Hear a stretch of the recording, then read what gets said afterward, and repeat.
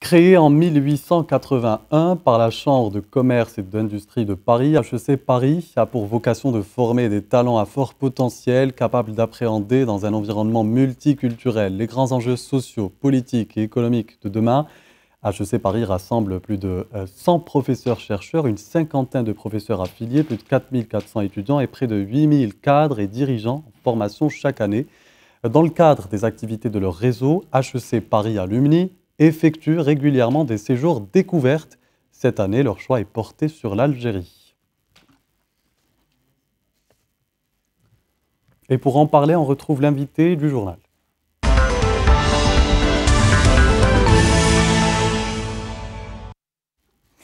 Et nous recevons ce soir sur le plateau du 19h Monsieur Éric Derugy. Bonsoir. Bonsoir. Alors, vous êtes président du réseau HEC Paris Alumni, également président du Hub Média de HEC Paris. Merci d'être avec nous.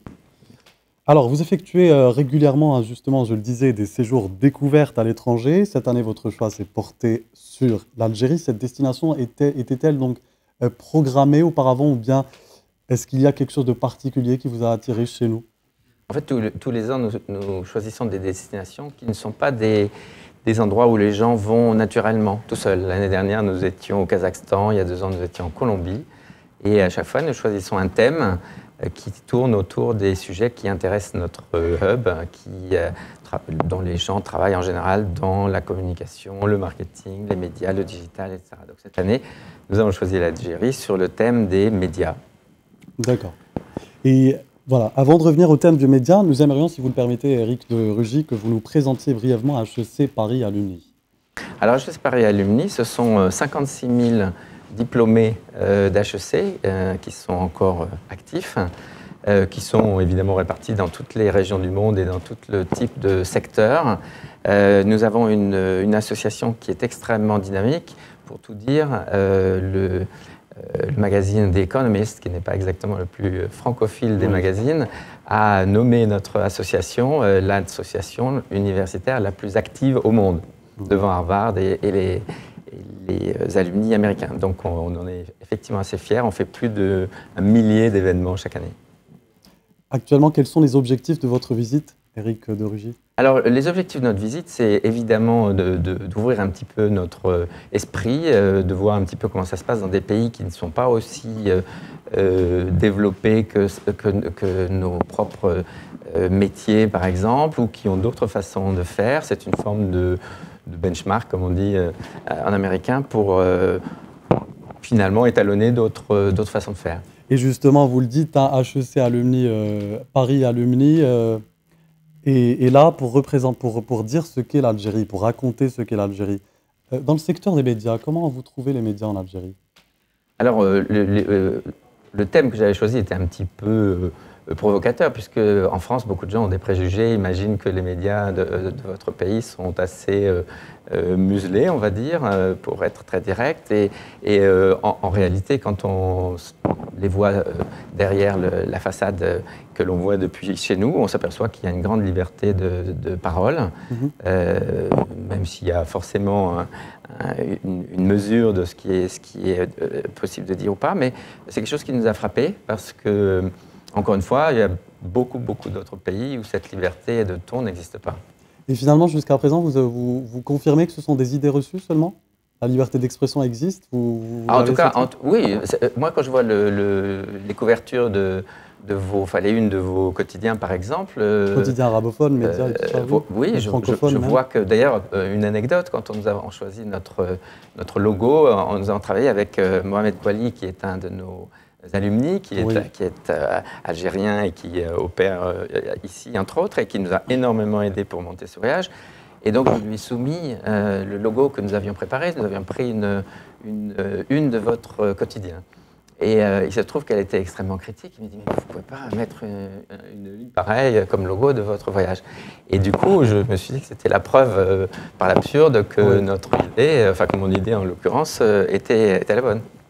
Alors ça, c'était donc là pour parler d'un de vos constats que vous avez fait. On va revenir un peu sur HEC Paris, parce que c'est très important. J'imagine qu'il y a plusieurs téléspectateurs qui sont jeunes, étudiants, qui nous regardent. Y aurait-il un potentiel partenariat entre HEC Paris, HEC Alger? Alors, HEC Alger ne fait pas partie de la constellation HEC à proprement parler. C'est une business school dont le nom est similaire au nôtre, mais qui ne fait pas partie de notre réseau, entre guillemets. En revanche, on est ouvert à toute forme de collaboration et de transmission. De toute façon, aujourd'hui, la transversalité est obligatoire. Si on veut s'ouvrir un petit peu, HEC fait énormément de choses avec, par exemple, des lycées ou des universités dont les étudiants sont un petit peu moins favorisés que nos propres étudiants pour les aider à accéder à une école comme la nôtre. Donc je crois que c'est vraiment important d'ouvrir les possibilités d'échange. Parmi les travaux que vous réalisez justement, qui sont en préparation, un sondage, une soirée sur le thème développement durable, c'est très important. Donc quel métier aujourd'hui, je vous pose la question, quel métier aujourd'hui, Éric de Rugy? Quel métier je fais ou quel métier? Non, quel métier aujourd'hui, justement, en parlant des relations, des développements durables? Alors, il faut dire que l'esprit d'HEC se différencie un petit peu de ce que font, par exemple, les universités ou les grandes écoles, enfin, l'équivalent des grandes écoles américaines, parce que on vient d'une culture qui a été baignée dans le siècle des Lumières et dans laquelle la dimension sociétale est importante. C'est d'ailleurs ce qui caractérise les managers français à l'étranger, ce qui fait qu'ils sont assez recherchés. Et cette dimension se voit dans la façon dont HEC envisage son rôle. Par exemple, la signature de l'école, c'est Tomorrow is our business. Oui. Demain est notre affaire et nos affaires. C'est un double sens qui est intéressant. À la fois, c'est demain qu'on va continuer à croître et à faire des profits, mais c'est aussi demain, on ne peut pas abîmer demain aujourd'hui. C'est bien dit. Alors, vous y connaissez forcément donc, les pôles universitaires HEC dans le monde entier. Vous devez avoir des impressions, des échos sur le pôle universitaire de Coléa, HEC Alger. Qu'est-ce que vous avez comme impression ou écho?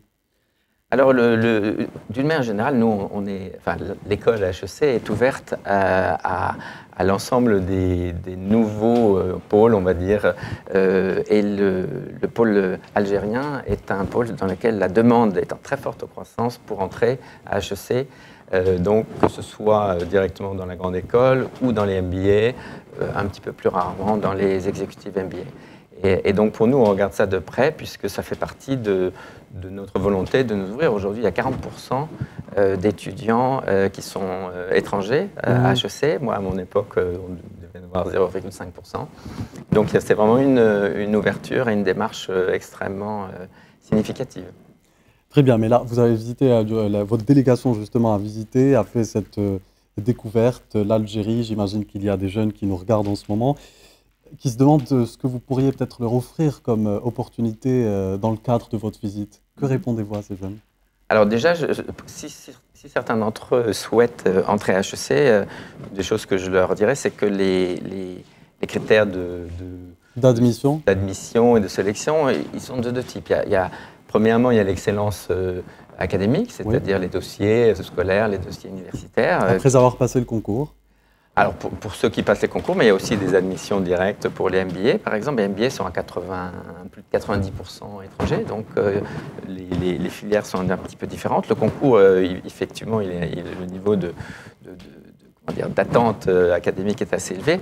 Mais ce qui fait la différence, même à la fin du concours, on le voit bien dans les épreuves orales, c'est la personnalité des candidats. C'est-à-dire que HEC cherche des candidats qui ont des personnalités diverses, ouvertes, riches, tolérantes, donc des gens qui sont capables de créer ensemble de créer une empreinte et de donner une énergie pour faire avancer un petit peu le monde, disons, pour parler de manière un petit peu ambitieuse. Et cette dimension de personnalité, elle est souvent sous-estimée. Les gens pensent qu'en étant de très bons étudiants, de très bien formés, ça va suffire pour faire ce basculement. Et la réalité, c'est que cette dimension personnelle, elle est très clé. Éric de Rugy, vous avez, durant ce séjour, visité pas mal d'organismes, médias, publics, privés. Vous avez également rencontré des personnalités dans le monde des médias, vu que vous en faites un peu votre spécialité. Avec quel sentiment vous repartez demain? Alors je repars d'ailleurs avec un double sentiment, parce que moi personnellement je suis né à Oran, donc c'était la première fois que je revenais sur les lieux de ma naissance, donc j'ai évidemment un petit sentiment de ressourcement.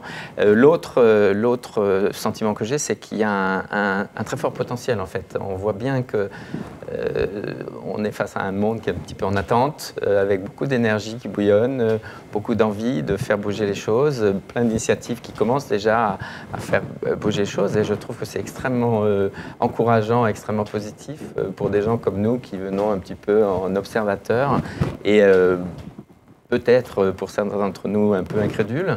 Et bien là, je crois qu'on a vraiment vu de manière extrêmement tangible que cette énergie, elle était là et qu'il n'y avait pas de problème pour que le décollage se fasse quand les circonstances seront adéquates. Merci beaucoup, Éric de Rugy. Je rappelle donc que vous êtes président du réseau HEC Paris Alumni, également président du Hub Média de HEC Paris. Merci beaucoup d'avoir répondu à nos questions. Je vous invite à rester avec moi. Nous allons parler d'une tradition. Alors, est-ce que vous connaissez le Mawlid Nabawi Sharif? Non. L'occasion de le découvrir, justement. Cette célébration, elle n'est plus ce qu'elle était auparavant. Ces dernières années, ce sont les pétards qui réunissent les jeunes Algériens dans les rues à l'occasion de cette fête religieuse. Une fête qui se termine souvent dans les urgences des hôpitaux. Et pour cause, les rues et surtout les écoles, quelques jours avant, prennent souvent des allures de champs de bataille où les pétards de toutes sortes explosent dans tous les coins et recoins de nos villes. Amina Chabouni et Nabila Hussein.